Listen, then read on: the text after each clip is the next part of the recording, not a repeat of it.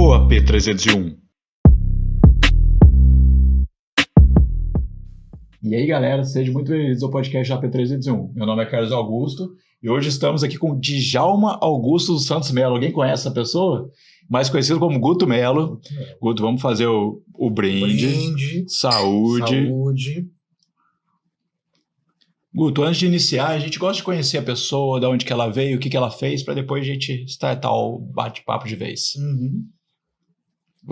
Você é nascido de Volta Redonda? Você é da onde? Não, eu sou nascido em Barra Mansa, mas criado em Volta Redonda desde uns 4, 5 anos, né?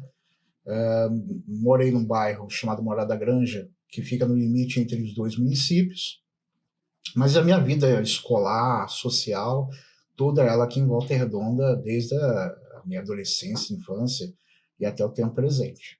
E você é escritor, historiador, membro da Academia Fluminense de Letras. Eu tive que colocar uma colinha aqui, que senão não dava. E muito importante lembrar que também é uma indicação da Nilma Boechat, que teve aqui, o episódio dela está aqui. E o que te levou a ter interesse por essa área de ser professor?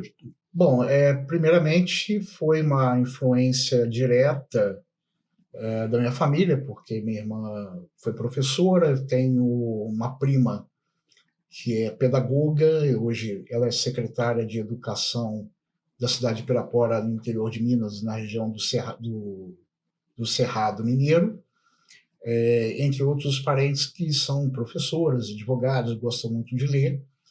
E aí eu, na minha adolescência, comecei a ter um hábito de leitura. E quando eu percebi, eu decidi assim, vou fazer um curso de História e Geografia. Mas você lia de tudo ou tinha um assunto específico? Tinha um assunto específico, né? Por exemplo, na adolescência eu li muito livros compatíveis com a minha faixa etária, 14, 16 anos. Os 3 livros assim que fazem parte da chamada memória afetiva, O Homem que Calculava, de Malba Tahan, que depois de muitos anos eu descobri que ele é professor de matemática na USP. Eu achei que ele era iraquiano. Porque, sim, até pelo sobrenome. Exatamente, né? Um nome árabe, né? E o contexto da história da obra, né? A ficção, é voltada para a Idade Média, onde um homem com profundo conhecimento de matemática e que fazia cálculos assim, só de cabeça em matemática. É uma ficção? É uma ficção, uma obra ficção, tendo como período a Idade Média no Iraque. E é um período onde o Iraque estava sendo assim, uma grande referência intelectual, cultural, porque várias universidades no Oriente Médio, sobretudo na Síria, né, na capital Damasco, e Bagdá, no Iraque, na Idade Média, foram umas grandes referências em estudos de filosofia grega, como Aristóteles, Platão, Heráclito de Éfeso, entre outros filósofos da Grécia Antiga. Então, o Malba Tahan escreveu pautado em cima desse homem que tinha uma memória excepcional para matemática. O outro livro do Sir Arthur Conan Doyle, que é o criador de Sherlock Holmes, e eu acho que isso daí tem muito a ver com a minha profissão, porque Sherlock Holmes é um personagem de ficção. Mas muitos ingleses acham que ele realmente existe. Existe, exatamente. Eu já li uma matéria sobre isso, dizendo que, falando sobre que o criador, né, Sir Arthur Conan Doyle, nunca existiu, e Sherlock Holmes que inclusive ele chegou a investigar Jack o Estripador, essa história toda. E então eu li toda a coleção, e na verdade o historiador ele é um detetive, né, ele procura fazer pesquisa, vai em busca de documentos. Achar umas provas, teorias. Exatamente, para poder você corroborar sua própria tese, defendendo sua teoria de conhecimento. E o detetive de muitas coisas de muitos anos atrás, muito difícil, né? Exatamente, são documentos, por exemplo, meu primeiro livro e o próximo que está sendo aí preparado para ser publicado em breve. Muitos dos documentos foram pautados em cima do que eu achei em arquivos, que eu procurei matérias de matérias, sobretudo no campo da imprensa. Eu pesquisei muito sobre a imprensa no século XIX, então isso contribuiu e contribui muito para o desenvolvimento da minha pesquisa, que é a minha linha de trabalho. Então a gente acaba se sentindo um pouco como um detetive, que vai em busca ali das informações com o propósito de publicar, enfim, desenvolver a pesquisa. Em cima do Sherlock. Então, quem diria que Sherlock Holmes ia despertar esse lado, assim? Exatamente. E a outra obra do Robert Louis Stevenson, A Ilha do Tesouro, que é uma obra de aventura, né, de questão de pirataria, em busca de tesouro em Ilha Perdida e tal. Isso, assim, acabou moldando muito a minha ideia de estar envolvido com a leitura, e quando você lê bastante, acaba, em um momento, desembocando no campo da escrita. Aí mas qual que foi sua primeiro curso que você fez? Foi História? Foi Ciências Sociais, né, formando em História e Geografia, e logo em seguida comecei a dar aula. Né? Comecei a dar aula para Fundamental 2, né? A nomenclatura mudou, na época era quinta, oitava série, hoje é sexto, nono ano, no ensino médio. Uma questão de tempo, comecei a dar aula para pré-vestibular, e quando eu vi, já estava dando aula para outras matérias. Né? Não fiquei somente em História e Geografia, comecei a dar aula de Filosofia, Sociologia e também Literatura. E eu dei aula por 20 anos, né? Escola particular, escola pública, e hoje já não dou mais aula. Hoje eu fico mais por conta de dar palestras, da escrita, das minhas atividades corriqueiras, enfim, coisas que não estão ligadas à sala de aula. Mas quando eu sou convidado para uma universidade, para uma escola, para dar uma palestra, eu vou numa boa. Maneiro. Desses 20 anos, teve alguma experiência marcante, algum caso que te surpreendeu? Pode ser de algum aluno, de alguma coisa? Com certeza, inúmeras situações muito interessantes. Eu me recordo perfeitamente de um aluno, né, que dei aula para ele no ensino médio em 2005, e eu não sabia que ele me via como uma referência para ele. Né? Até então eu não tinha esse conhecimento. E ele se tornou uma pessoa pública em Volta Redonda, né? Uma pessoa política, não vou dizer o nome, nem partido, nem nada, né? Manter a descrição, né? Mas é uma pessoa que tem uma memória muito boa em relação às minhas aulas. E quando eu fui eleito para a Academia Fluminense de Letras, ele fez questão de me homenagear, dizer que me tornei referência para ele, me emocionou muito, né? Porque não são todos os alunos que têm esse tipo de reconhecimento. Alguns chegam a encontrar na rua, falar comigo tal, e agradecer. Mas o tempo vai passando, eles vão se tornando pais, mães, e vão mudando de cidade, quase não os vejo mais. Mas estão me acompanhando, porque hoje com as redes sociais fica muito mais fácil manter contato. Né?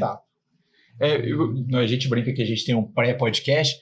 Você falou também do primeiro Congresso Internacional de Literatura. Foi você que montou? Como que foi? Eu fui um dos organizadores. Né? Mas você foi convidado? Você foi um dos que ajudou a fomentar isso?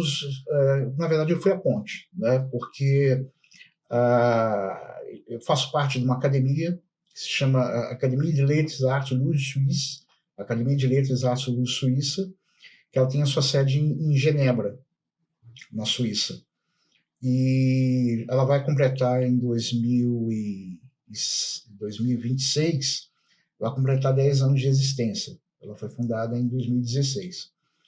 E ela tem, assim, acadêmicos espalhados pelo continente africano, pela Europa, né? Muitos em Portugal, na Suíça mesmo, na França, e aqui no Brasil não é diferente. Eles estão sempre realizando congresso todo ano, ora em Lisboa, ora em Genebra, ora em Lisboa, Genebra. E esse ano queriam realizar em outro continente, outro país, sendo que o presidente, Leonardo Flores, ele é de Niterói, mas foi professor de letras e francês por muitos anos aqui em Volta Redonda. Então ele tem um carinho muito grande pela cidade. E aí ele já estava com essa ideia de realizar um evento aqui no Brasil, e aí eu falei, vamos realizar aqui em Volta Redonda, e realizamos o congresso. O congresso foi um sucesso, né? Eu ajudei na organização, e naquele momento eu contribuí com uma apresentação minha com o tema Machado de Assis, um olhar histórico. E isso foi bem bacana, porque foi começou às 14h, o dia todo de programação, a tarde toda de programação, e à noite jantamos em um restaurante de gastronomia portuguesa, fechamento à noite. O evento foi bacana, teve repercussão na Europa, né? Tem um jornal chamado Gazeta Lusófona, que percorre não só Portugal, mas toda a Suíça, e isso foi publicado na imprensa europeia, e foi muito positivo, foi bem bacana. O próximo evento agora deles vai ser na cidade de Freiburg, ou também que chama de Friburgo, que é digamos assim, a matriz, né? Porque a cidade de Friburgo, aqui na região serrana fluminense, ela existe devido à chegada dos imigrantes suíços. Que é a Nova Friburgo. A Nova Friburgo, exatamente. Porque a verdadeira Friburgo fica na Suíça, e a Suíça é dividida em cantões, chamados de cantões. Aqui tem um termo mais pejorativo, mas lá não tem esse termo pejorativo. Tem o chamado cantão italiano, onde é uma região suíça se fala italiano, o outro o alemão, onde se fala alemão, e o outro que é o francês. E esse vai ser no lado alemão, na cidade de Freiburg, no lado suíço, onde se fala alemão. E o próximo Congresso Internacional da LARES, Academia Suíça de Letras, vai ser no final do ano em Freiburg, na Suíça alemã. Aí, nesse congresso vocês vão? Quando tem aqui, o pessoal veio para cá? Como Geralmente, quem tem, né, possibilidade por causa de tempo, ou às vezes de outras agendas, acaba não indo. Né? Eu, por exemplo, não vou poder ir, porque eu tenho uma série de agendas, inclusive em relação a palestras e livro. Espero que o livro saia no final do ano. Mas outros saem daqui, tem brasileiros que saem daqui do Brasil, do Rio, de São Paulo, de Belo Horizonte, vão para a Suíça, ou vão para Portugal, quando é em Portugal, e lá realizam um encontro, né? Tiram um período integral para desenvolver seus trabalhos, suas palestras, e é bem bacana. E você também acabou falando aí é um livro do Machado de Assis que você fez? O que é? Eu escrevi um livro que se chama 800 no plural, História e Literatura nos Tempos Machadianos. Uhum. Esse livro ele tem uma questão afetiva, uma memória afetiva, porque na minha infância e na adolescência, minha mãe ia muito para o Rio para cuidar da minha avó. Quando minha avó faleceu, passou a cuidar da minha tia-avó. E a minha tia, irmã da mamãe, ela trabalhava no banco. Quando chegava no final de semana, ela estava cansada junto com meu tio, estavam exaustos. E minha mãe, meu tio de Minas, vinha para o Rio de Janeiro para ajudar a cuidar da minha avó e depois da minha tia-avó. Nisso, um momento assim de escapar um pouquinho para relaxar, nós íamos para o centro do Rio. Aí eu percorri a Avenida Rio Branco, né, no centro do Rio, a Rua do Ouvidor, a Rua Gonçalves Dias, onde tem a Confeitaria Colombo, o Saara, enfim, o centro do Rio. Então, nós sempre íamos lá para almoçar, percorrer, andar, e acabei tendo essa memória afetiva. Resultado, juntei a fome com a vontade de comer, porque eu sempre gostei muito do Machado de Assis, passei a ler todas as obras dele, tudo ligado a ele, e muita coisa está ligada à Rua do Ouvidor, intelectuais, amigos dele, que ao longo do século XIX desenvolveram a literatura do romantismo e realismo. Inclusive a capa do meu livro tem a Rua do Ouvidor no início do século XX. E é o primeiro filho, né, que veio a nascer. Então, desde então, eu tenho estudado muito, não só as obras, mas todos aqueles que pesquisaram e pesquisam Machado de Assis. Ah, tá, mas você falou nos tempos machadianos, mas de escritor é só o Machado de Assis mesmo ou outros escritores que eram do mesmo tempo? Assim? Outros escritores, fiz pesquisa e pesquiso de uma forma mais periférica. Porque eu sempre coloquei o foco ali é o Machado de Assis.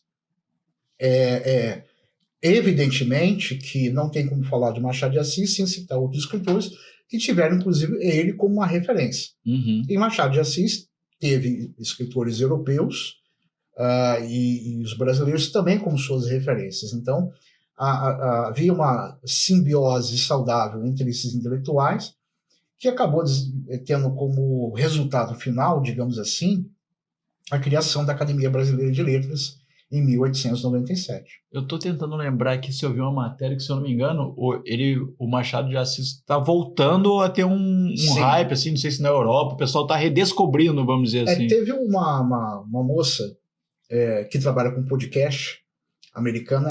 Então leu, foi exatamente isso. A obra Memórias Póstumas de Brás Cubas. E ela falou assim que foi o melhor livro que ela leu na vida dela. Ficou encantadíssima. Ela faz lives ou grava vídeos lendo os livros, não é isso? Lendo os livros. E o livro que ela comprou, ele não tinha todos os capítulos. Era Era um compilado? Um compilado, exatamente. 80% da obra, né? E quando ela fez essa divulgação, isso divulgou em todo o país, tanto que ela foi convidada e vai estar presente na Bienal Internacional do Livro em São Paulo, né? Uhum. Isso fez com que as pessoas passassem a ter um interesse ainda maior por Machado de Assis. E ela leu recentemente, até eu brinquei, falei assim, você está encantado com Memórias Póstumas de Brás Cubas, eu quero ver como é que ela vai enxergar, porque para mim é muito melhor que Memórias Póstumas, que a obra de Dom Casmurro. Sim, não, eu já estou com uma pergunta preparada para você, já que você pesquisou tanto aí o Machado de Assis, quero saber se você achou algum documento onde está Capitu traiu ou não traiu. Essa pergunta eu cheguei a falar numa live que eu participei, inclusive no Congresso Internacional, eu falei que sim, Capitu traiu Bentinho. Mas o que acontece? A gente vive numa sociedade extremamente machista e... Porque ali no livro a gente vê o lado do Bentinho, não é isso? Do Bentinho, exatamente. Então, quando você tem um lado do Bentinho sendo colocado e não vê o lado da Capitu, evidentemente que a obra não é que ela venha a ser tendenciosa. O maior objetivo do Machado de Assis era mostrar como é que a sociedade, já na sua época, era patriarcal, manonista e machista. Tanto que eu falei com os meus seguidores, os meus leitores, que imagine só se o Bentinho tivesse traído o Capitu. Será que nós estaríamos falando sobre Dom Casmurro até hoje? Provavelmente já tinha passado há muito tempo. Eu acho que em 5 dias esse assunto já teria morrido. Lançou o livro hoje, 5 dias depois morreu. Porque aquele negócio, uma mulher que traiu. As pessoas afirmam isso, tanto homens quanto mulheres. Mas ela traiu o Bentinho. É aí que eu falo que na leitura, é muito importante na leitura as pessoas prestarem atenção. Porque às vezes querem comprar o livro focado naquilo que todo mundo está falando. Eu quero ler o livro nem ler o contexto todo. Exatamente. Eu quero achar ali aonde ela traiu o Bentinho. E muitas vezes a pessoa termina de ler e ainda continua com a interrogação. Não, eu tenho essa interrogação e esses dias eu até li sobre isso também. Até quando surgiu esse hype dessa podcast, eu achei que ela tinha lido o Casmurro. Na minha cabeça já foi isso. Só que falaram também, pode ser um cara extremamente ciumento que começa a criar aquilo na cabeça dele. Que o filho ser parecido com o amigo, né? Escobar, né? Escobar, exatamente. Não, eu acho que ela traiu. Nossa, mas meu filho é igual a Escobar. Eu acho que também tinha esse lado de um cara extremamente ciumento. Exatamente. Esse foi um momento onde não há nenhuma afirmação que ela traiu. Isso que faz as pessoas ficarem... Né? Oi? É a mágica desse livro. É a mágica do livro. Mas nessa mágica tem aquele negócio. Machado de Assis, ele dizia algo muito interessante. Ele dizia assim sobre a história, né? Porque os seus livros têm sim um peso histórico enorme. Então, por exemplo, uma vez ele escreveu dizendo o seguinte: eu tenho um olhar, entre aspas, míope sobre a história. Por que ele colocou a palavra míope? Por que ele não falou assim, eu tenho uma ótica específica sobre a história? Porque ele tomou muito cuidado para não entrar num terreno muito perigoso, né, uma areia movediça, de ofender ou dizer que era melhor que os historiadores do seu tempo. Inclusive, um dos maiores historiadores do século XIX era amigo particular dele, Capistrano de Abreu, que inclusive foi membro da Academia Brasileira de Letras. Então ele dizia assim, tem um olhar míope, de uma forma mais jocosa, né, sobre a história. E aí, o que ele fez? A Capitu, ela traiu o Bentinho de que forma? O Bentinho, ele era submisso à mãe dele, que era uma sociedade patriarcal, mas a mãe dele era que determinava como é que as coisas funcionavam em casa. Ela era viúva. Então, chamada de sociedade matriarcal. Matriarcalismo. Ou seja, ela que manda, ela que decide. E queria que ele entrasse para a igreja, se tornasse um seminarista. O que Capitu fez de uma forma maquiavélica? Tinha um escravo fidelíssimo, isso no contexto do romance, né, ficcional, muito fiel à família do Bentinho, a mãe do Bentinho. A Capitu chama ele, tem uma retórica, uma lábia muito boa, e fala assim, olha, Bentinho não tem que entrar para a igreja, não. Eu quero ele para mim. E aí ela passa a ter um poder de convencimento, de convencer o escravo a se tornar aliado dela, e os dois trabalham para o Bentinho não se submeter às decisões da mãe dele. E ele era submisso ao patriarcalismo, ao matriarcalismo. Aí está a traição da Capitu em relação às ideias do matriarcalismo, do patriarcalismo, em relação à mãe dele, e o fato dele aceitar esse sistema. A partir do momento que ela coloca ele em xeque para bater de frente contra o sistema, coloca ele de uma situação desconfortável e trai ele de uma forma implícita. Então ela faz com que ela, de uma forma feminista, de uma forma implícita, ela bate de frente com o sistema. Ela trai o sistema, trai o Bentinho e trai a mãe dele. Isso está na obra, só que as pessoas não enxergam isso. Aham. As pessoas só pensam no chamado a traição amorosa. Sim. E esse olhar faz com que as pessoas não enxerguem esse ponto na obra, que está na obra, só que eu puxei na minha palestra que as pessoas, puxa vida, não tinha percebido isso. Eu li na época de escola e ó, como que me marcou esse livro, mas eu não lembrava desses detalhes assim. Então, são esses detalhes que muitas vezes ficam camufladas justamente porque as pessoas estão pensando em comprar a obra como se fosse assim, um efeito dominó, de sempre comprarem a obra de Dom Casmurro com o mesmo propósito. É como se fosse assim, estivesse ali andando em círculo. Mas você tem que ter uma direção. Ou a gente brinca, é igual aquele negócio do cavalo, assim, exatamente, né? Exatamente. Não consegue ter o chamado olhar periférico, porque fica ali focado naquilo. É igual, por exemplo, um clássico da literatura francesa, né, Madame Bovary, escrito por Gustave Flaubert, da Madame Bovary, sobre uma sociedade francesa hipócrita, burguesa, machista e tal. E ela, na obra, né, Madame Bovary, ela se envolve com outros homens. Inclusive, Gustave Flaubert foi chamado para apresentar justificativas, o porquê de uma obra tão escandalosa, né, entre aspas, né, de por que uma mulher traindo tantos homens, isso não pode acontecer. Tal. E se fosse o contrário, estava tudo ok, como você falou. Mas né? ele falou, a Madame Bovary sou eu. É como se fosse um pseudônimo e, na verdade, uma autobiografia sexual do próprio Gustave Flaubert. Ele jogou isso para a sociedade francesa, que ficou com um queixo caído, porque falou, estou falando de mim mesmo. Isso estou mostrando para vocês como vocês são hipócritas e são machistas. Porque, na verdade, eu coloquei a Madame Bovary, mas estou falando de mim mesmo.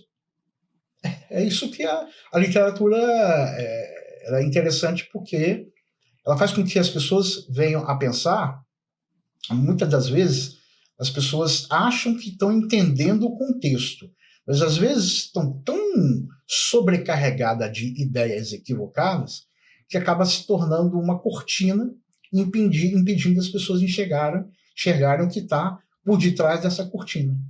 E eu estava até pensando aqui agora também, eu acho que da história de vida mesmo do Machado de Assis não é muito conhecida do grande público mesmo. Eu realmente não estou lembrado muito da história de vida dele. O Machado de Assis, ele nasceu no ano de 1839 no Morro do Livramento.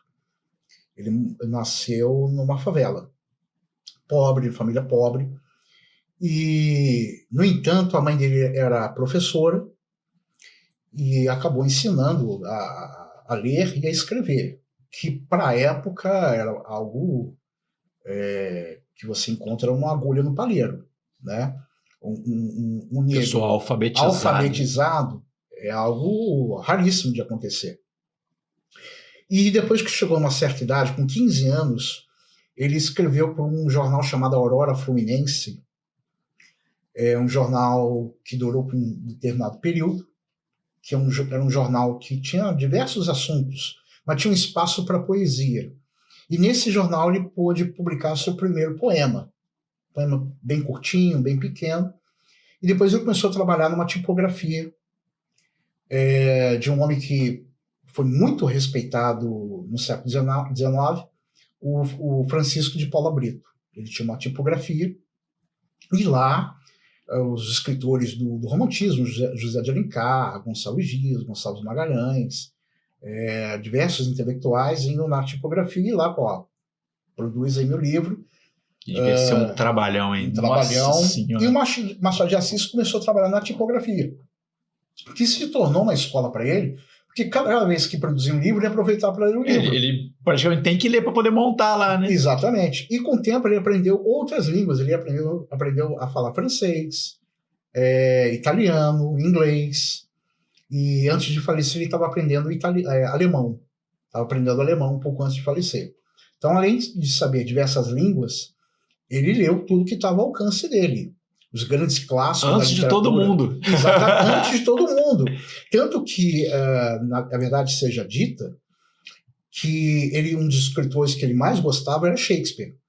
Tanto que é verdade que em Hamlet, né, tem a famosa frase ser ou não ser, not to be, ser ou não ser, eis a questão. As pessoas perguntam até hoje em Dom Casmurro se Capitu traiu ou não traiu, eis a questão. Então é uma obra shakespeariana de uma certa forma. E ele leu também Miguel de Cervantes, Don Quixote, um dos grandes clássicos da literatura, leu Camões, né, Gil Vicente, enfim, os grandes clássicos da literatura ele pôde ler, e os seus pares no seu tempo, né? Então ele se tornou um escritor que não tinha uma formação acadêmica.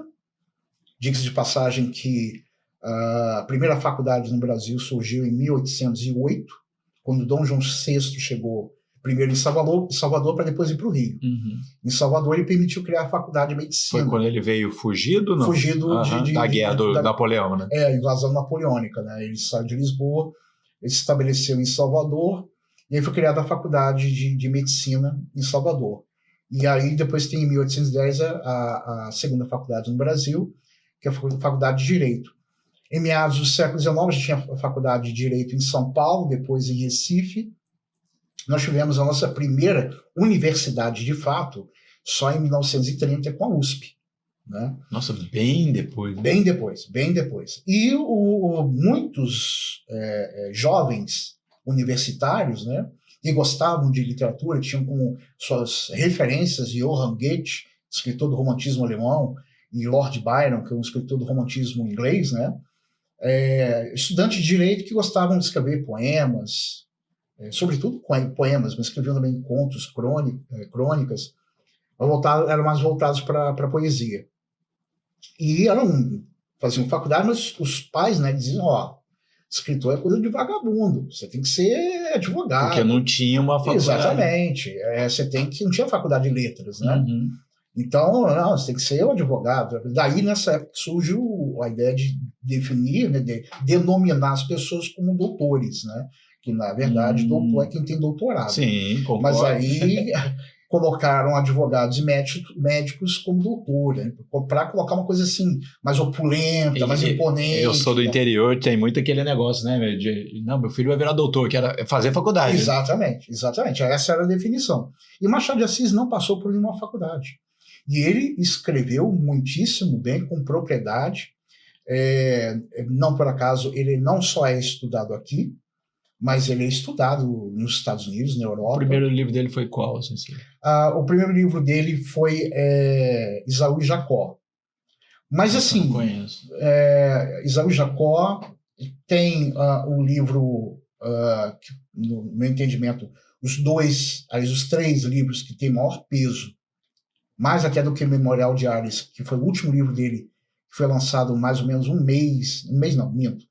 2 meses antes dele falecer, em 1908. Mas os 3 livros que mais... Ele mesmo não viu a universidade, então? Não. Ele, por incrível que pareça, outros intelectuais foram para a Europa, né, para absorver um pouco da cultura europeia, sobretudo a cidade de Paris. Né? A literatura francesa era a grande referência dos escritores brasileiros. O próprio Machado de Assis tinha como sua referência Émile Zola. Não eram todos que tinham uma grande simpatia por literatura portuguesa, sobretudo essa de Queiroz. Não gostavam muito de essa de Queiroz, que consideravam as obras de essa de Queiroz escandalosas, como O Primo Basílio, né, e O Crime do Padre Amaro. Então, O Primo Basílio é um livro que fala de romance entre primos. E O Crime do Padre Amaro, o título já diz tudo. O próprio Machado de Assis, que escrevia para um jornal em 1871, que chama Jornal das Famílias, e o título da obra já mostra que é uma literatura jornalística, bem água com açúcar, né, bem sem ter... Com filtro, com meio míope. Meio míope, exatamente. E aí Machado de Assis fez inúmeras críticas a essa de Queiroz, só se reconciliou com essa de Queiroz, eu acho que ficou com peso na consciência, quando essa de Queiroz faleceu em Lisboa no ano de 1900.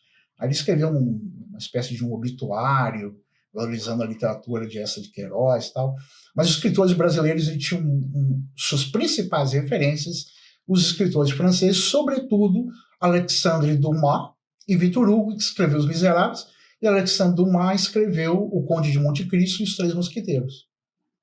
Né? Tem nome que eu não sei, mas quando você fala o livro, eu associo. Exatamente. Há um caso que está no meu livro, no meu primeiro livro, que é o primeiro chamado a primeira fake news. Né? O que aconteceu?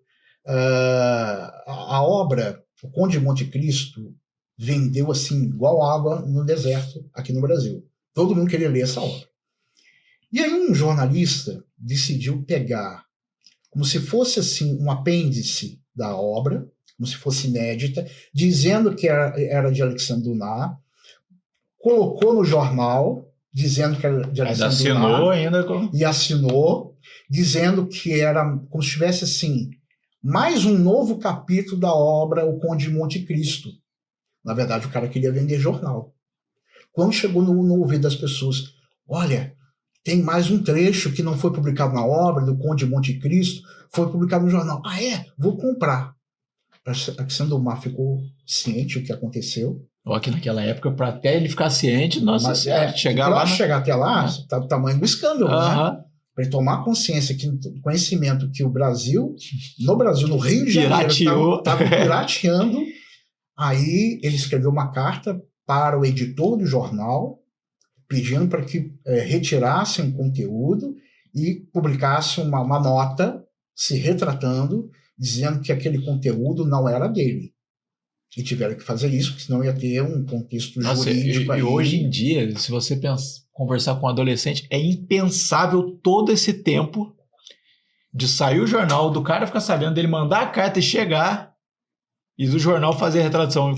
Quanto tempo deve ter sido? Isso daí, claro, porque não tem hoje, como a gente tem então por isso que eu tô falando, é impensável. Tinha que ir para o correio, escrever uma carta para o Dumas em francês, esperar atravessar o Atlântico, exatamente, que chega no porto de Marselha, se não afundasse, exatamente, no porto de Marselha, na França, para pegar um trem de dias de viagem para chegar em Paris, no correio de Paris, para depois ser enviado para a casa dele. E aí ele lê tudo, escrever e retornar. Se fez isso, se ele leu e respondeu no mesmo dia ainda, né? Exatamente. Isso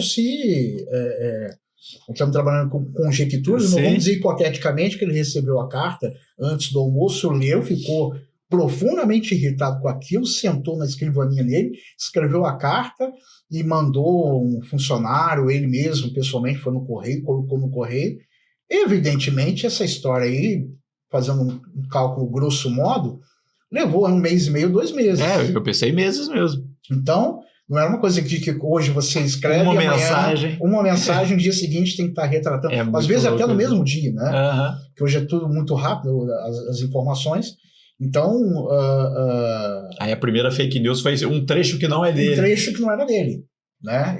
Enfim, acabou caindo por terra, né? A credibilidade do jornal até ter sido recuperada, se recuperar demorou bastante. Então, assim, até mesmo a imprensa, de um modo geral, se tornou um canal para a publicação dos primeiros textos dos escritores. Machado de Assis começou pela imprensa, e não primeiramente pelo livro. Até porque o jornal é algo popular, né, onde todo mundo que era letrado, claro, quando falo todo mundo letrado, eu estou falando de uma cidade como o Rio de Janeiro, uma ilha cultural, cercada por um oceano de iletrados, que eu me refiro ao país. Sim. Né? O número de alfabetizados era um número inexpressivo.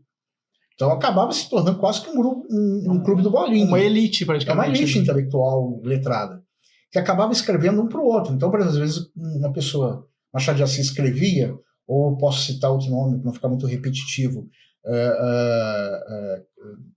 Euclides da Cunha, né, que escreveu a obra Os Sertões. Também foi membro da Academia Brasileira de Letras, né? Escrevia para a imprensa, e aí aqueles que compravam os mesmos jornais, né? Meu amigo Euclides aqui, nosso amigo Euclides publicou um artigo, uma crônica, uma poesia, um conto, alguma coisa assim, e ficavam ali entre eles tomando conhecimento, que gostei do seu texto, né? Quem sabe você venha publicar fazendo review. Exatamente, né? E é claro que aqueles que não eram do mundo dos intelectuais de escrever, mas eram letrados, eram cultos, e faziam parte da rodinha ali de intelectuais, né? Trocavam ideias, e era isso. Agora, a grande parcela da população era iletrada e muitas vezes aprendiam, né, o que eu chamo de conhecimento através da audição, que a pessoa pegava o jornal, lia, tinha ali uma rodinha, lendo para os analfabetos, as notícias do dia. Eu vi uma foto uma vez, não sei de quando e onde, mas tem várias pessoas trabalhando, braçal, e uma pessoa sentada numa cadeira alta lendo o jornal, lendo meio que as notícias do dia. Eu uma imagem dessa assim, né? Isso até é uma forma simbólica, mostra que a pessoa não só está intelectualmente, mas numa posição social superior àqueles que estão num trabalho braçal. Tecnicamente num trabalho mais fácil. Exatamente, né? Um trabalho mais intelectual que não é diferente do trabalho braçal. É claro que não é não é um trabalho de desmerecimento, muito pelo contrário. Mas era uma alternativa interessante para todo mundo ficar ciente das notícias. Exatamente. Se o cara estava lendo tudo certinho, eu não sei se ele aproveitava para ser tendencioso. Exatamente. Mas mostra um tipo de simbolismo, né? Não é com o propósito de criar uma ideia de ser pejorativo, mas é uma imagem que diz o seguinte: se você estudar, se você tiver oportunidades, você não vai precisar mais estar em trabalho braçal. É claro que isso, para muitos, pode ser considerado uma utopia, sim, né? Para a grande maioria, mas outros conseguem sair dessa condição de trabalho braçal para chegar, para passar por uma universidade, se formar em qualquer área que possa ser do alcance da pessoa. O que era, no contexto do século XIX e início do século XX, algo para poucos, né? Por exemplo, Lima Barreto, que é um dos meus escritores favoritos, pobre, a mãe dele era também professora, o pai letrado, e ele se tornou jornalista, escreveu várias obras. Ele tinha na sua própria casa, ele morava no subúrbio do Rio, né? E ele no seu quarto, né? Tinha uma biblioteca no seu próprio quarto com 800 livros. Ele tinha 800 livros. Então ele era conhecido para o meio intelectual de ser um homem muito culto, escrevia muito bem, mas infelizmente acabou mergulhando no álcool, né? Se tornou alcoólatra, e acabou que naquela época, não é hoje como você tem outro tipo de tratamento com os alcoólatras. Eram todos colocados no mesmo ambiente que era o manicômio, né? A gente tem o exemplo aí em Barbacena, que ali jogava, até mulher menstruada jogavam lá. Na verdade, é um depósito de gente. Exatamente. Né? Não por acaso que o último livro, inacabado, do Lima Barreto, se chama O Cemitério dos Vivos. Na verdade, as pessoas morriam para a sociedade. Sim. O Lima Barreto... Era uma maneira de descartar a pessoa. Exatamente. O Lima Barreto ele faleceu num ano simbólico, no ano de 1922, que é o ano que começa a Semana da Arte Moderna. Semana da Arte Moderna, estava linkando aqui. E aí, quando ele veio a falecer, por incrível que pareça, meu amigo, ele ficou por 3 décadas sendo colocado no esquecimento, que o nome dele e suas obras caíssem no esquecimento. Mas as obras dele era após esse abandono ou era pré? Era após o falecimento dele. Depois que ele veio a falecer, queriam ter um apagamento geral. Não, eu tô falando essas obras dele, depois ele ser enviado para o manicômio ou foram feitas antes? As obras foram antes. Ah, tá. Porque ele já foi para... Já foi para o manicômio já com data de validade já. Com data de validade, mas a sua projeção em termos de conhecimento já era conhecido no Rio de Janeiro. Ele já era respeitado intelectualmente.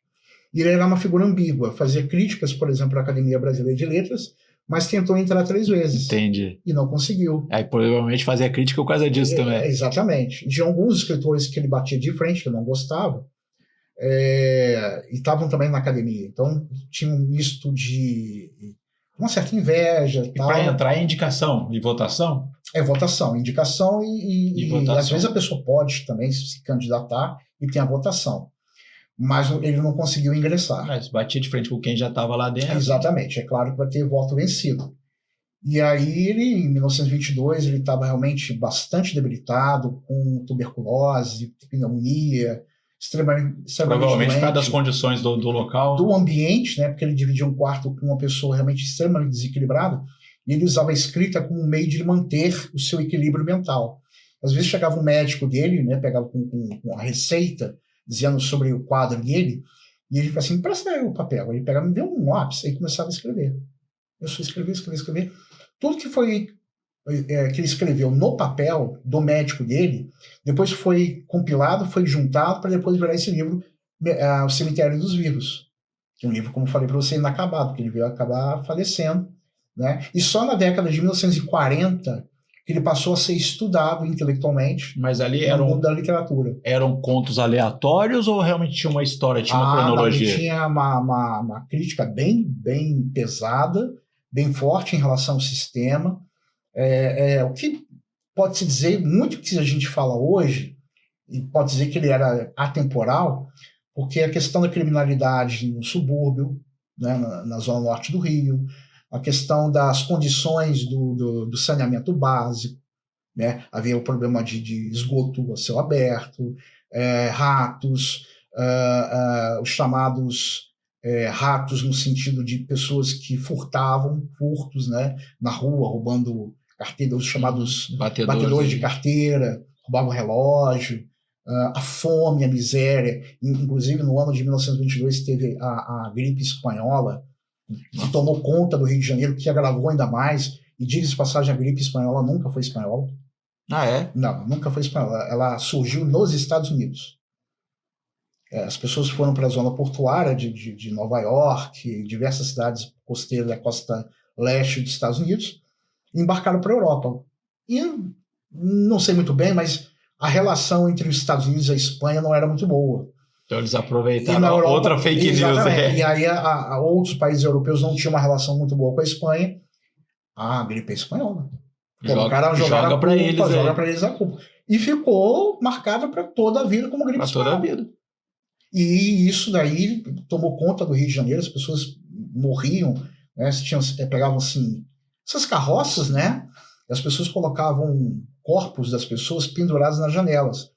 Você, não sei se você já viu como é que são as casas de Minas, do interior, onde você chega na janela, já é a calçada, né? Da onde eu vim é desse jeito. Então, colocavam na janela empilhados corpos, onde passava o cara com uma carrocinha, jogava os corpos na carrocinha, levava para o cemitério. É dessa época que tem aquele médico que tinha um bico assim, é da gripe espanhola? Não? Exatamente.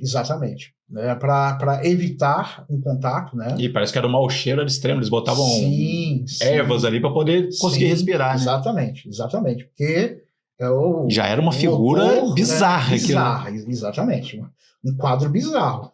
Então, assim, parentes que colocavam seus parentes na janela, onde a pessoa puxava, quando estiver puxando você deixa o lixo exatamente, quando tiver um lixo e joga ali o lixo na caçamba. A mesma coisa, ele levava para um cemitério, sepultava uma cova rasa, né? Não colocava nome nem nada, e tem muita gente que está sepultada até hoje e a gente não sabe o nome da pessoa, quando nasceu, quando veio a falecer. Eu não sei se foi... Porque as pessoas não queriam nem ir no cemitério, que é muito semelhante ao que aconteceu com a pandemia no Brasil, no Covid. Eu não sei se foi com essa gripe que eles usavam, por exemplo, tinha que invadir não sei se foi, tinha que invadir um castelo, tinha uma muralha. Eles começavam a jogar os corpos lá para dentro. Isso foi na Idade Média. Mas interessante que você está falando, que é chamada a Primeira Guerra Bacteriológica. Biológica, né?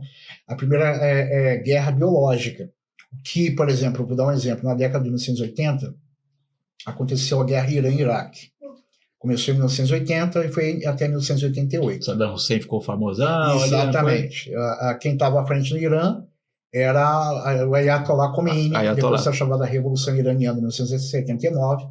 E quem cai é o Shah Reza Pahlavi, que representava os interesses do Ocidente. E aí o Khomeini sai de Paris e vai morar em Teherã, capital do Irã, e faz a Revolução Iraniana. Aí implementa o Estado teocrático, né? E os Estados Unidos começou a financiar a Saddam Hussein com armas, né, para combater o Irã, a que chama de guerra Irã-Iraque. E tinha um homem, um ministro, né, de guerra, do Saddam Hussein, que ficou conhecido como Ali o Químico. Ele começou a jogar produtos químicos nas pessoas que chegava a queimar, né? E na Idade Média pegavam corpos de pessoas, porque existia um problema da peste negra. Peste negra, foi isso.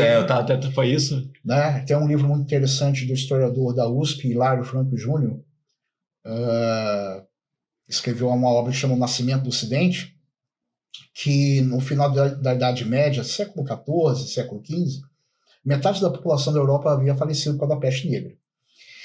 E aí o que acontece? Quando tinha guerras regionais, e até mesmo antes da peste negra, lá pegava corpos de pessoas mortas ou de animais, e com aquelas catapultas jogavam no outro lado do que estava todo mundo fechadinho ali. Aí caía ali, e aí começava a juntar mosca e tal. A peste negra foram os ratos, não foi? Exatamente, a pulga dos ratos. Aí eu li em algum lugar que assim, qual bicho come rato? Gato. Aí as mulheres que tinham gato ao mesmo tempo não pegavam a peste negra e eram consideradas bruxas. Mas eu vou contar algo para você. Não sei, eu li isso, não sei se... Sim, mas tem algo que muita gente não sabe. Naquela época, rato era tratado em casa como um animal doméstico, como um cachorro, como um gato. Ah, é? Não sabia. Eram tratados como animais domésticos. Então, é um hamster. Se fosse o hamster, estava bom demais. Tava bom, né? Mas saindo do esgoto, né? Então andava pela cama, andava, né? Em cima de tudo quanto é lugar. Comida. Exatamente. Então, as pessoas não tomavam banho. Né? Tem uma cultura que eu vou chamar de cultura para não ser ofensivo. Né? A cultura de muitos na Europa não tomarem banho até hoje. Tem campanha na França, se não me engano, no verão, para o pessoal tomar banho. Então, juntando essa questão de falta de higiene, mais essa questão do animal ser domesticado em casa, devido à ignorância, né? Juntou a fome com a vontade de comer, resultado foi a pior possível. Mas a peste negra, deixar bem claro, ela não surgiu na Idade Média.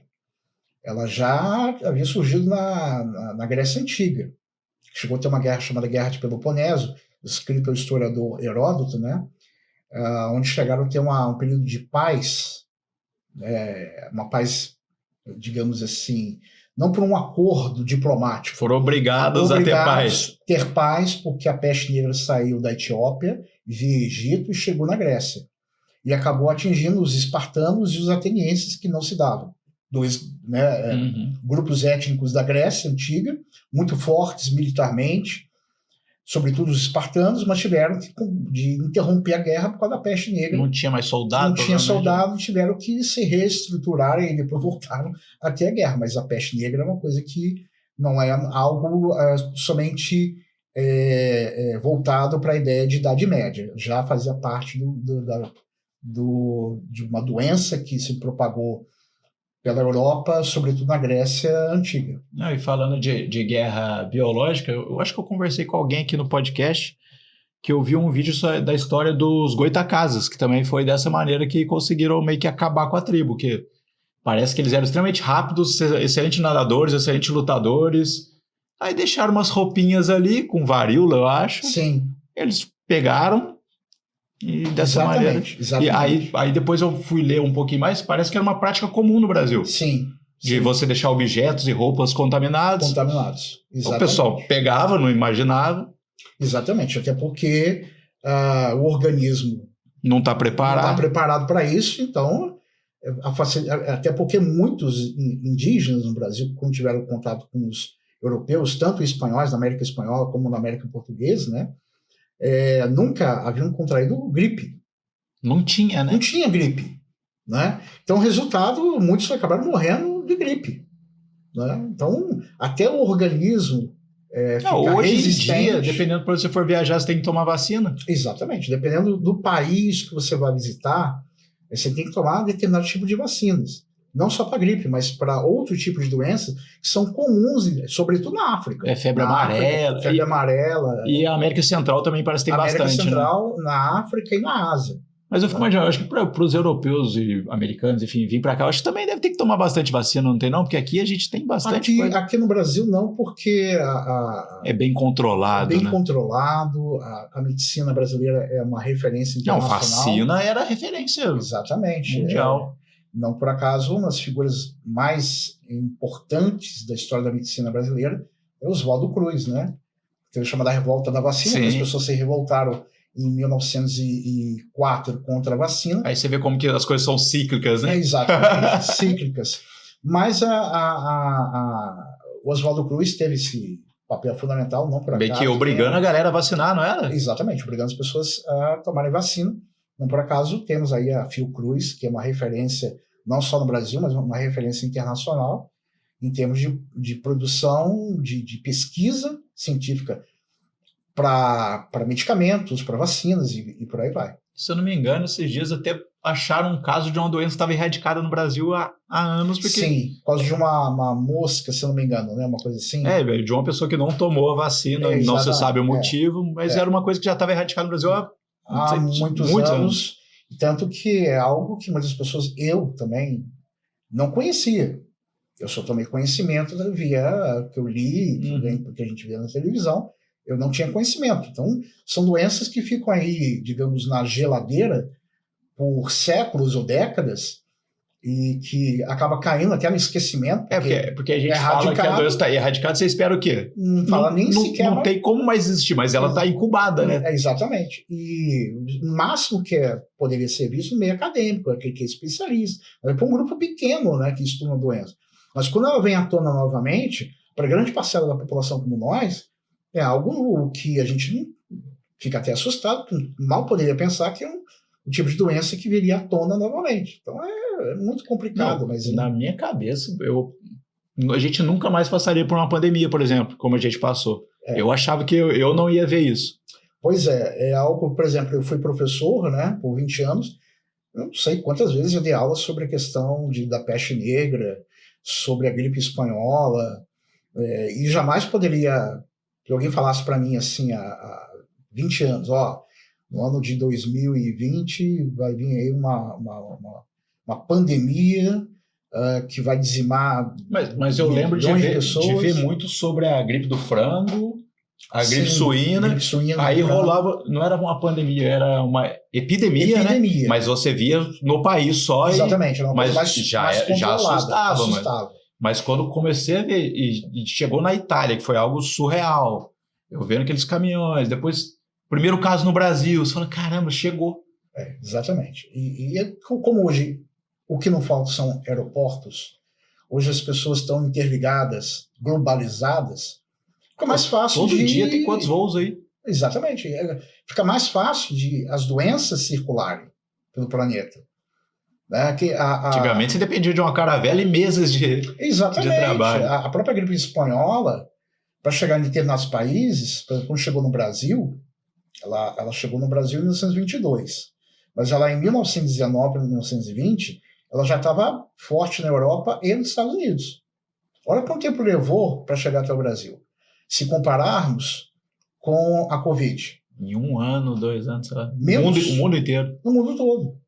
No mundo todo foi uma questão de 1 ano, estavam todos os países contaminados, né? Isso porque as pessoas estavam circulando, viajando. Tanto que os voos foram cancelados. Até países que são fechados parece que teve caso, né? Sim. Né? Não divulgados, mas teve.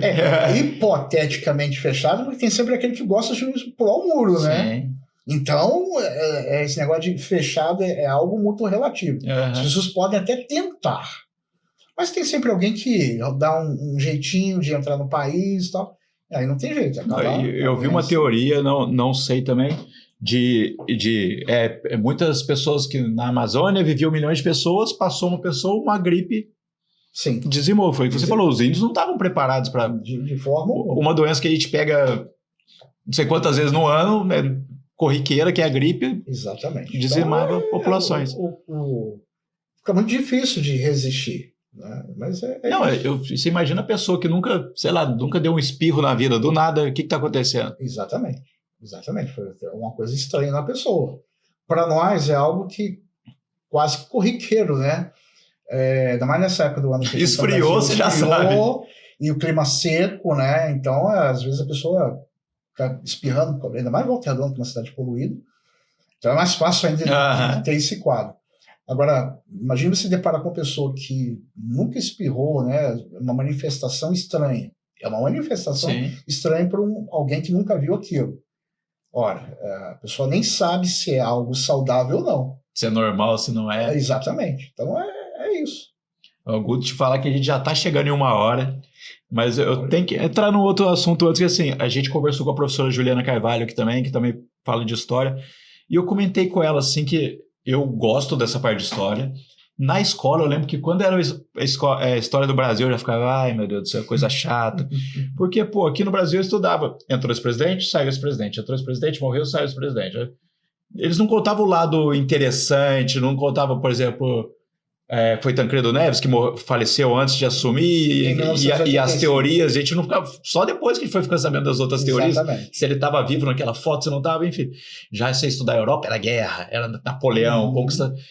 O que te mais fascina da história? Você tem algum país, alguma história que você acha mais interessante, ou é um todo mesmo? Eu, quando comecei a fazer a graduação em Ciências Sociais, História e Geografia, eu me interessei muito mais pela história antiga, Grécia Antiga ou Roma Antiga. Que na minha cabeça só vem as batalhas também. As batalhas, sim, mas com o tempo eu passei a estudar o que é a área que acabei me envolvendo mais, que, por exemplo, na escola, os livros didáticos sempre trabalharam sempre chamada história do Brasil, mas na verdade é a história política do Brasil. Isso, nossa, agora você falou bem, é verdade. Não é história só do Brasil. A história do Brasil, ela é um leque de situações. Não, um país desse tamanho, nossa Exatamente. Senhora. E eu, por exemplo, trabalho com história cultural. Quando eu trabalho com história cultural, com o meu primeiro livro sobre história cultural, o que eu falo sobre a história do Brasil? Através de qual perspectiva, qual olhar?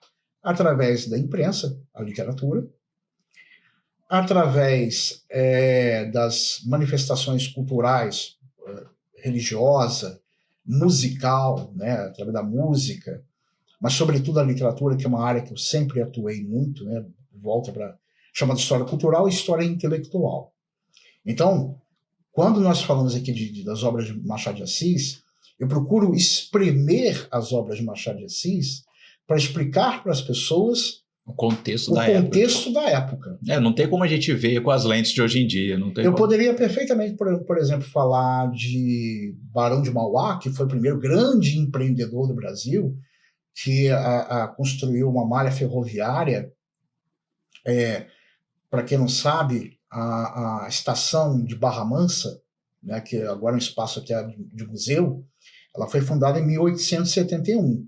Quem estava presente? A princesa Isabel e o Conde D, né, a filha de Dom Pedro II.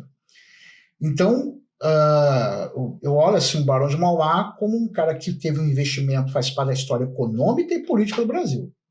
Mas se eu quiser ter um olhar dentro de um ponto de vista de história intelectual e cultural, eu procuro entender o que as pessoas estavam pensando sobre o Brasil através da sua literatura, no caso Machado de Assis.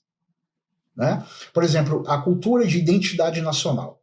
De onde vem a ideia de pessoa dizer assim, eu sou brasileiro? Através do romantismo. Porque como nós não tivemos Idade Média, José de Alencar usou o indígena como elemento simbólico, mítico, para criar a cultura de identidade nacional. Ora, um grande historiador do século XIX chamado Van Hagen, foi membro do IHGB, Instituto Histórico e Geográfico Brasileiro, ele pegou as obras do romantismo, sobretudo José de Alencar, para implementar na sua literatura histórica, os seus livros de história, que ele escreveu sobre a história do Brasil, né? Sobre a identidade nacional, construindo um pensamento, uma estrutura de pensamento sobre o que é ser brasileiro, mas um olhar de um historiador sobre a história do Brasil, mas ele teve como seu canal a literatura. Eu gosto disso. Eu não procuro entender o Brasil dentro de um olhar getulista. Getúlio Vargas, um grande brasileiro, tal, que ajudou a construir a CSN, que mandou seus pracinhas da FEB, FAB, Força Expedicionária Brasileira, FAB, inclusive morreram de inanição, de fome, sede, tudo. Lá na Itália. Era o front, né? Exatamente, mas foram tratados como heróis, sim, foram heróis, mas passavam a ideia que estavam ganhando tudo, e não era bem assim. Não era bem assim. Os livros didáticos passaram por muito tempo essa ideia. Tem foto, né, deles escrevendo nas bombas e tal. Enfim, a cobra vai fumar. Não exatamente, a cobra vai fumar. A ideia de que serem assim, grandes combatentes contra o fascismo e o nazismo na Segunda Guerra Mundial. Mas assim, é interessante que eu dialogo muito tempo esses temas, e não são os temas que mais me agradam. Me agrada muito mais entender o Brasil através da olhar dos escritores, dos sociólogos, dos antropólogos, dos geógrafos. Eu vou te dar um exemplo. Tem um escritor atual que eu gosto demais dele, que é o Itamar Vieira Júnior. Ele escreveu uma obra que chama Torto Arado, que já foi traduzido para diversas línguas, já foi traduzido para o chinês, para o japonês. Ele teve no Japão não tem muito tempo, o livro dele lançou no Japão, para todos os países da Europa, para os Estados Unidos, para a América Latina. A obra Torto Arado. O que é a obra Torto Arado? A obra Torto Arado fala sobre a questão do semiárido nordestino, onde as meninas, antes de completarem 18 anos, ainda 13, 14, 15 anos, onde os pais estão passando fome, e faz um escambo.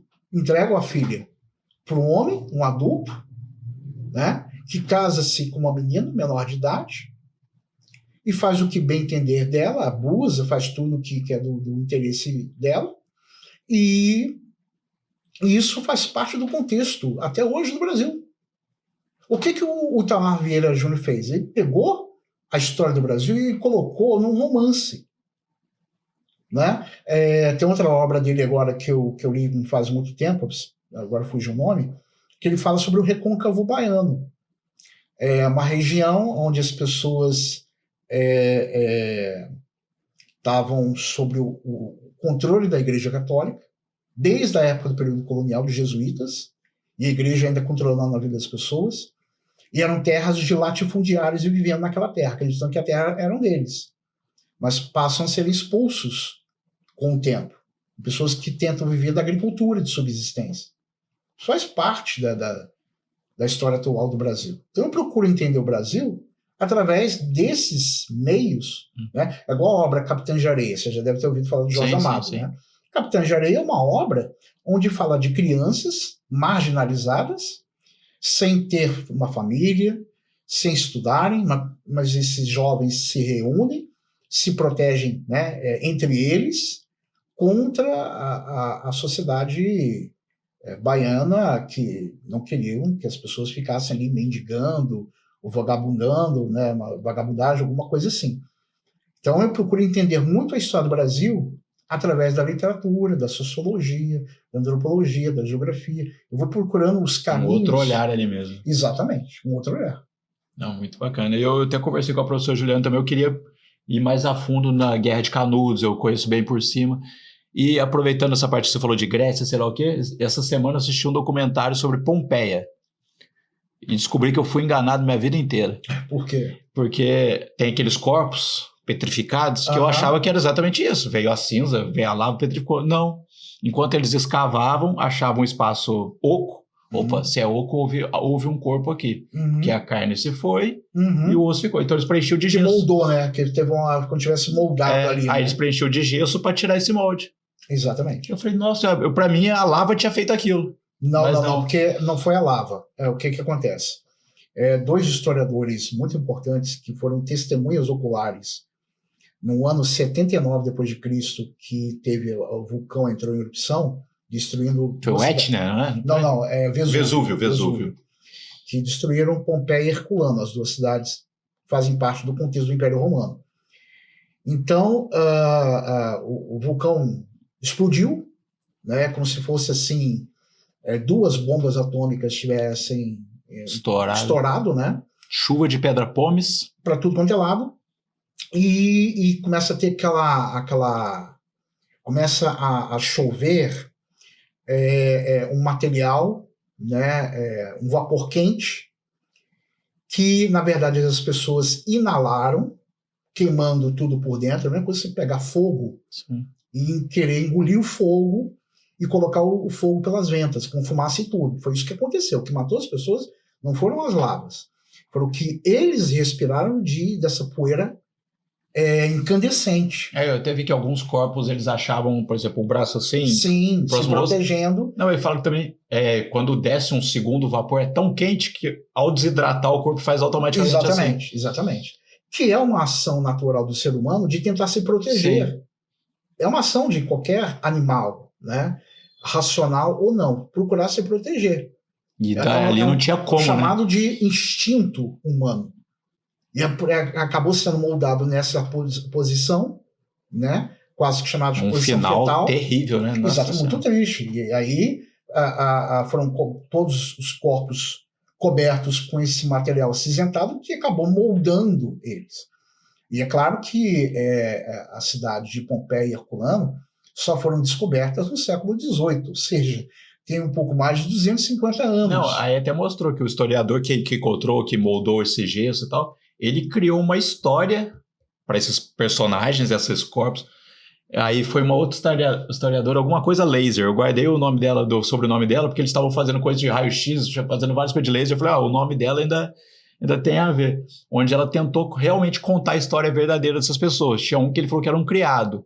Pelo raio-x não era um criado, pelas roupas, pelos itens que ele tinha. Eu já vi um documentário sobre isso, porque com o raio-x existe um material chamado carbono 14. Uhum. Carbono 14 que dá uma datação, aproximação ou exata de determinados documentos, de elementos dos sítios arqueológicos e por aí vai.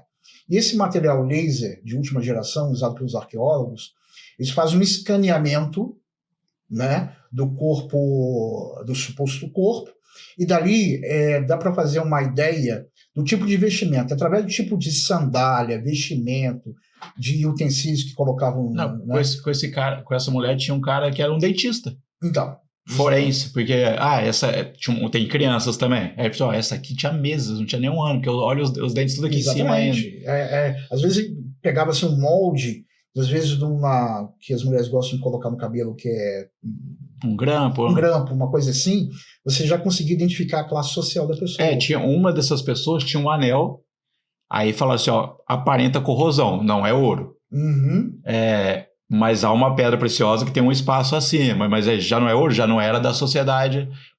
Poderia ser uma prata, um bronze, porque eles acharam isso depois também. Sim. Aí, no tanto que tem vários corpos que não estavam sobre terra bruta, vamos dizer assim, estavam pelas pedras pómeas, então eles não conseguiram fazer molde. Aí pilharam os ossos, nem montaram. Mas é um documentário bem legal, da NetGeo, tem na Disney+. Eu não cheguei a ver, não. Mas... É legal, se não me engano, chama Pompeia mesmo. É bom saber, vou chegar a dar uma olhadinha para ver. É um lugar que eu tenho vontade de visitar, deve ser interessante.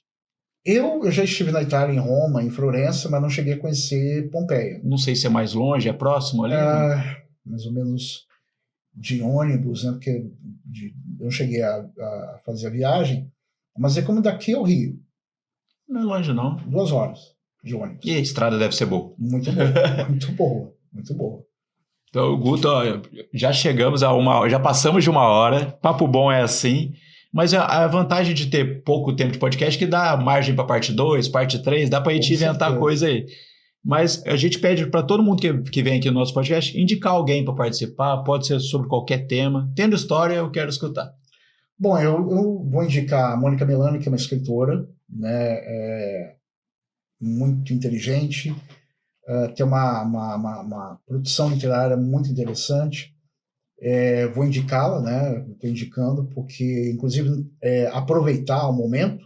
No dia 20 de setembro agora, nós vamos estar, ela e a Nilma Boechat, no Parque Sul, no Espaço Vírgula. Uhum. E no dia 20 de setembro, que é uma sexta-feira, às 19h30, estão todos convidados, nós vamos falar sobre literatura e investimento em literatura, né? Porque tem pessoas que investem em livrarias, sebos, como é que está o mercado editorial, como é que está o mercado de livros, e falar um pouquinho de literatura. Então, no dia 20 de setembro, uma sexta-feira, às 19h30, vamos estar no Shopping Parque Sul, Espaço e Vírgula, eu, a Nilma Boechat e a Mônica Milani, que estou indicando, eu vou entrar em contato com ela. Show. E ela é espetacular, você vai gostar muito dela. A Mônica já está mais que convidada, hein? Assim. Então, Guto, eu só tenho a agradecer. Papo bom é assim, passa rápido. E eu acho que dá para bolar coisa para parte 2, 3 aí. Fala sobre algum assunto específico. O meu próximo livro. Seu próximo livro. Próximo livro, que vai sair pela editora Ibis Libris, do Rio de Janeiro, uma editora conceituadíssima, que inclusive já lançou livros de membros da Academia Brasileira de Letras, entre outros escritores consagrados no Brasil. Uma editora muito conceituada.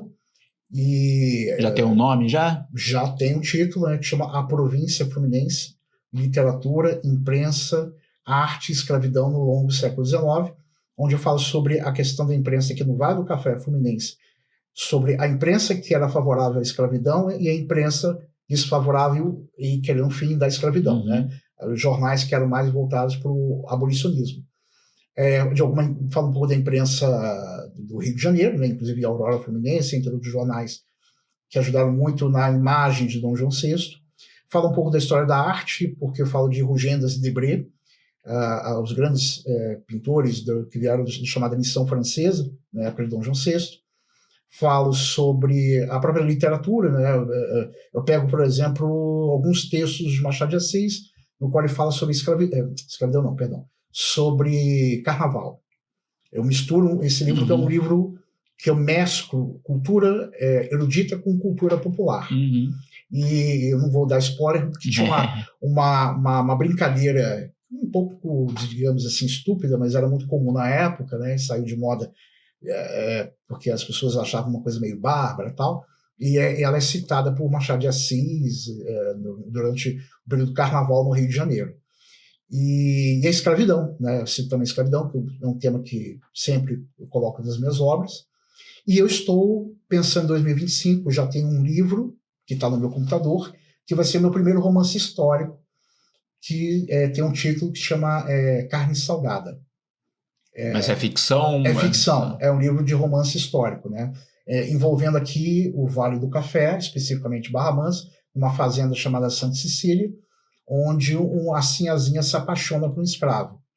Um escravo que sai da Bahia, né, de Salvador, ligado à religião islâmica, vem para cá e o pai compra o escravo, traz para Barra Mansa, mas não sabia que ele era muçulmano, e ainda tem todo um envolvimento amoroso, mas não é uma coisa clichê. Eu sigo um caminho diferente do que a maioria dos escritores fazem, porque geralmente as histórias contam o quê?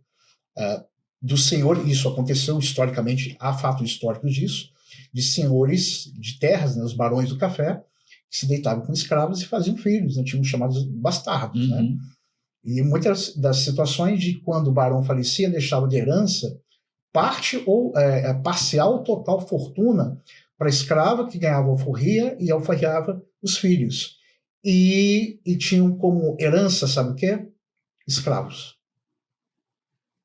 Isso é muita coisa, né, das coisas que não são mencionadas. Né? E nesse livro meu, no meu romance, eu sigo o caminho inverso. É uma sinhazinha, é uma mulher, porque geralmente as moças com 12, 13 anos já eram preparadas para o casamento, já nem sabiam quem era o noivo, mas já estavam preparados para casar. Isso até na Europa mesmo, na Europa né? Também. Ex-rainhas. Né? Exatamente. Nesse caso, é diferente. É uma mulher que implicitamente é feminista, em que ela se apaixona por um escravo, o escravo por ela, mas ela que determina as coisas. Entendi. Aí eu não posso falar nada disso, senão vai perder a graça. Não, eu estou pensando em lançar esse livro em 2025. E avisa a gente também quando for lançar esse outro. Com certeza. Então, Guto, só agradecer. Eu que agradeço. E galera, episódios novos toda segunda-feira. E até o próximo. Até mais. Valeu, gente. Obrigado.